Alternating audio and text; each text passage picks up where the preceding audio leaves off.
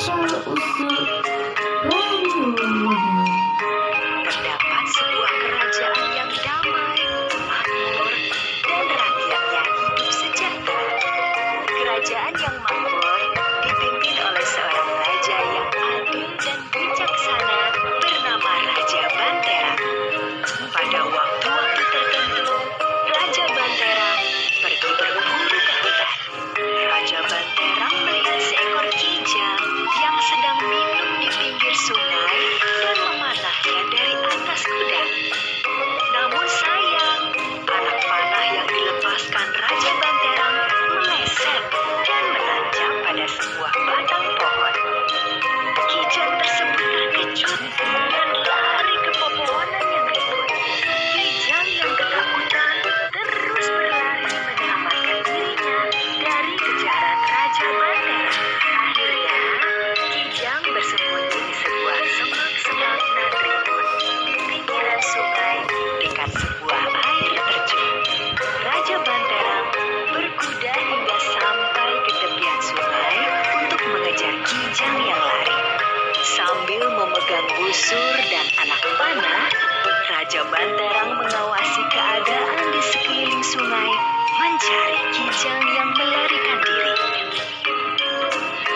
Yang mulia, apa yang Paduka lakukan di sini? Yang mulia, maafkan hamba jika membuat Paduka terkejut. Raja Banterang akhirnya menemukan asal suara yang memanggilnya. Raja Banterang turun dari kudanya dan mendekati perempuan tersebut. Siapakah kamu? Apakah kamu penunggu hutan ini? Nama hamba Surati. Hamba adalah putri dari kerajaan Klungkung. Hamba di sini karena melarikan diri dari musuh. Ayah hamba telah gugur dalam perang mempertahankan kerajaan. Raja Banterang menjadi iba melihat nasib Surati. Raja Banterang kemudian membawa Surati pulang ke istana. Tidak lama kemudian, Raja Banterang menikah dengan Surati. Setelah sekian lama menikah, Raja Banterang tidak bisa meninggalkan kegemarannya untuk berburu. Suatu hari, Raja Banterang berpamitan kepada Surati untuk pergi berburu. Raja Banterang pun berangkat berburu dengan dikawal beberapa pasukan berkuda. Namun, tanpa disadarinya, sepasang mata mengawasi keberangkatan Raja Banterang dan pengawalnya. Seorang laki-laki berpakaian compang-camping segera berjalan menuju istana ketika Raja Banterang dan pengawalnya telah jauh. Dia melompati tembok istana dan menyusup ke dalam. Surati, Surati terkejut. Ada seseorang yang mendekatinya. Kakanda Rupaksa, apa yang Kakanda lakukan di sini? Laki-laki yang menyusup ke istana tersebut ternyata adalah kakak kandung Surati, Rupaksa. Surati, kamu harus tahu bahwa suami kamulah Raja Banterang yang telah membunuh ayah kita. Jadi kamu harus membantuku agar kita bisa membalas dendam demi mendiang ayah kita.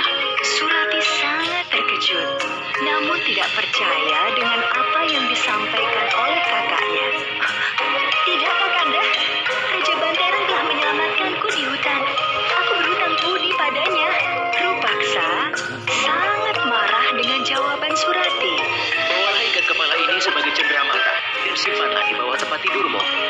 Surati menerima ikat kepala milik Rupaksa tanpa berkata-kata sambil melihat kepergian kakaknya. Raja Banterang yang sedang berburu di dalam hutan tidak mengetahui kejadian di istana. Ketika sedang berkuda, Raja Banterang dicegat oleh Rupaksa di tengah hutan. Kamu siapa? Berani sekali mencegatku di tengah jalan seperti ini. Maafkan hamba, Paduka.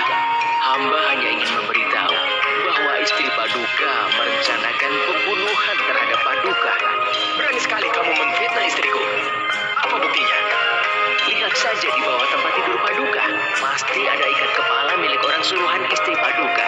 Itu adalah bukti bahwa istri Paduka sudah merencanakan pembunuhan Paduka bersama orang suruhannya. Raja pun segera kembali ke istana. Jadi benar apa yang dikatakan orang di hutan itu. Istriku telah berkomplot untuk membunuhku. Hamba tidak pernah berniat jahat untuk membunuh Paduka. Orang yang Paduka temui di hutan itu terpaksa kakak kandung hamba. Aku tidak percaya kata-katamu. Kamu sudah aku selamatkan di hutan. Jadi ini balasanmu. Surati merasa sedih dan berlari hingga sampai di tepi jurang air terjun yang dalam. Paduka, hamba tidak pernah berniat jahat. Hamba akan menceburkan diri ke dalam sungai di bawah sana. Jika berbau harum, itu artinya hamba tidak bersalah. Tetapi jika berbau busuk, hamba memang bersalah. Surati melompat ke dalam air terjun. Raja Banterang mencoba mencegahnya, namun terlambat. Raja Banterang melihat ke dalam jurang air terjun tempat Surati menjatuhkan diri. Raja Banterang yang terus melihat ke dalam jurang air terjun itu tiba-tiba mencium bau yang sangat harum. Maafkan aku istriku. Aku justru mempercayai orang lain daripada istriku sendiri. Sejak itulah istilah Banyuwangi muncul. Dalam bahasa Jawa, banyu